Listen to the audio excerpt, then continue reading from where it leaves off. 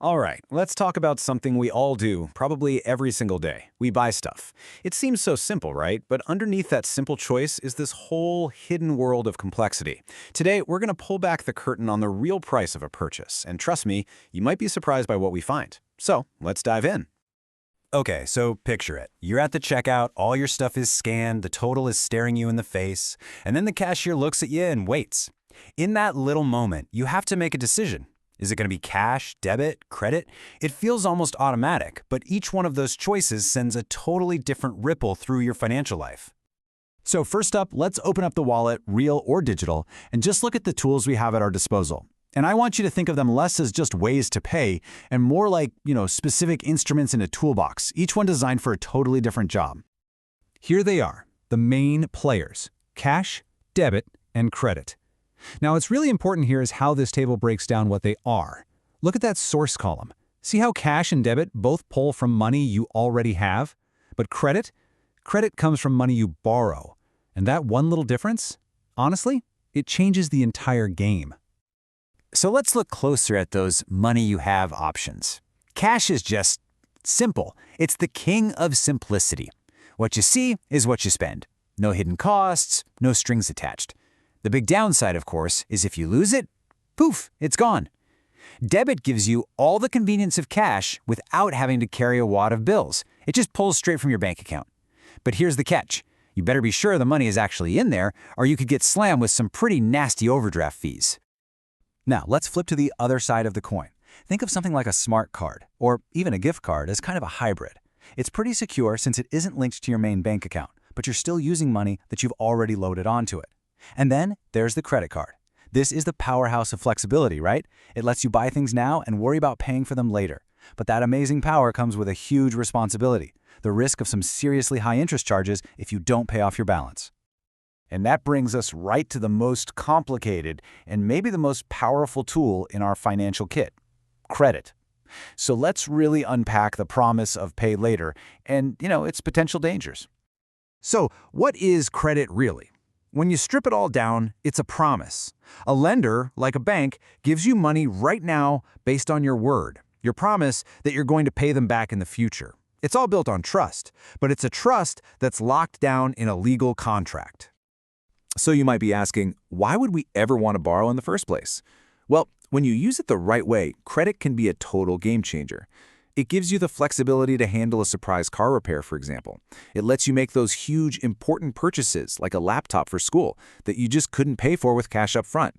And this is so important. Using it responsibly actually builds a positive credit history, which makes you seem more trustworthy to lenders in the future. Okay, and this is a big but. With all that power comes some pretty serious risk. This is the part where we absolutely have to stop and read the fine print, because if you misuse it, the consequences can be, they can be severe. One of the absolute biggest dangers out there is something called predatory lending. And let's be clear, this isn't just a bad deal. It's a dishonest, manipulative practice that's designed to trap people. Lenders literally take advantage of someone's desperation for money by locking them into these loans with impossibly high interest rates and totally unfair terms. And this is exactly how that trap snaps shut. It almost always starts with a moment of real desperation. You need the money now. So you accept these awful terms because it feels like you have no other option. But then that crazy high interest kicks in, making it nearly impossible to pay back anything more than the bare minimum. And before you know it, your debt is actually growing instead of shrinking. You're caught in this vicious cycle that is just incredibly hard to break out of. And the risks aren't always just about the numbers.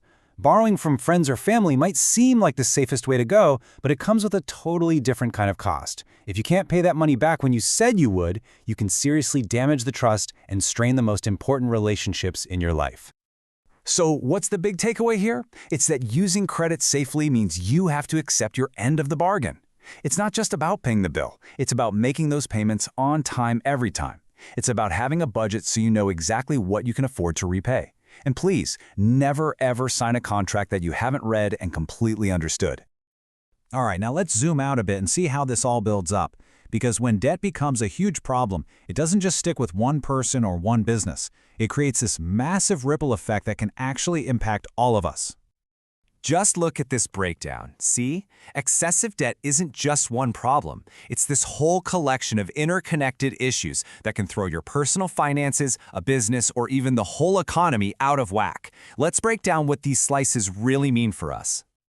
So for you and me, it means we end up paying more for everything because of fees and high interest.